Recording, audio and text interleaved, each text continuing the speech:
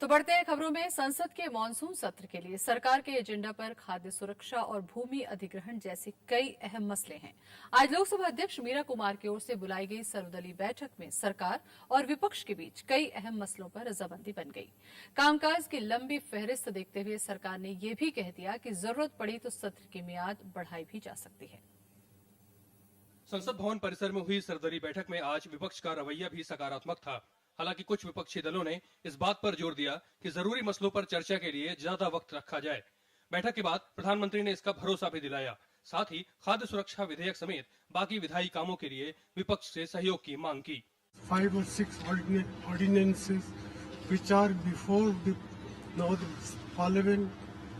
The most important is the food security ordinance, and I sincerely hope that Parliament in its wisdom will find it productive, find it necessary, find it justified to pass that, or to convert that ordinance into a bill in an act of Parliament.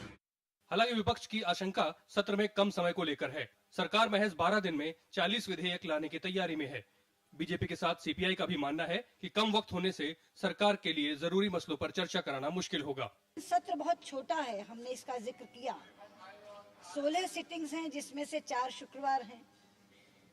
केवल 12 sittings हैं और 40 bill सरकार लाना चाहती है। अब ये इतना बड़ा एजेंडा कैसे 12 दिनों में पूरा होगा, ये स्पीकर साहब के लिए भी एक मुश्किल का काम है। We have raised the issue that the Parliament is being convened for a very short time, 4 Fridays, and there is one day which is likely to be closed because before and after there is holiday. Therefore, in effect, it is 12 days Parliament. इस पर संसदीय कार्य मंत्री कमलनाथ ने साफ किया कि monsoon सत्र इस सरकार का आखिरी सत्र नहीं है। आगे शीतकालीन सत्र और बजट सत्र भी बाकी है। फिर भी खास हालात में सरकार मानसून सत्र की मियाद बढ़ाने को भी तैयार है। And this is a short session because there was a suggestion from many members that 5 states are going to elections in November, so they'd like to have time in September and October to be in their states. But if need be, we will extend the parliament session beyond 30th of August.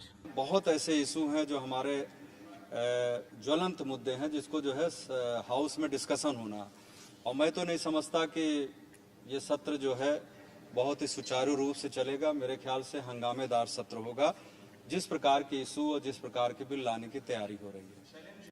हालांकि कुछ मसलों पर विपक्ष के तेवर तीखे भी हैं। इनमें तेलंगाना, पेट्रोलियम पदार्थों के दाम, गरीबी रेखा, सीबीआई की स्वायत्तता, आंतरिक सुरक्षा समेत कई मामले शामिल हैं। तृणमूल कांग्रेस गृह मंत्री से कोई और राज्य नहीं बनने का बयान देने की मांग कर रही है। उत्तराखंड की आपदा और आर्थिक मुद्दों पर चर्चा होगी ही। 2 अहम विधेयकों पर सहमति भी बन गई है। आईएएस अधिकारी दुर्गा शक्ति नागपाल का मसला हालांकि चर्चा में नहीं आया, लेकिन इस पर भी सवाल उठ सकते हैं। संसद का मानसून सत्र बहुत छोटा है और कामकाज बहुत भारी भरकम।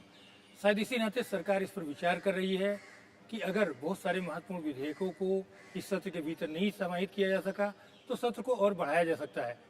करवन डी के पांडे के साथ अरविंद कुमार सिंह, राज्यसभा टीवी, दिल्ली।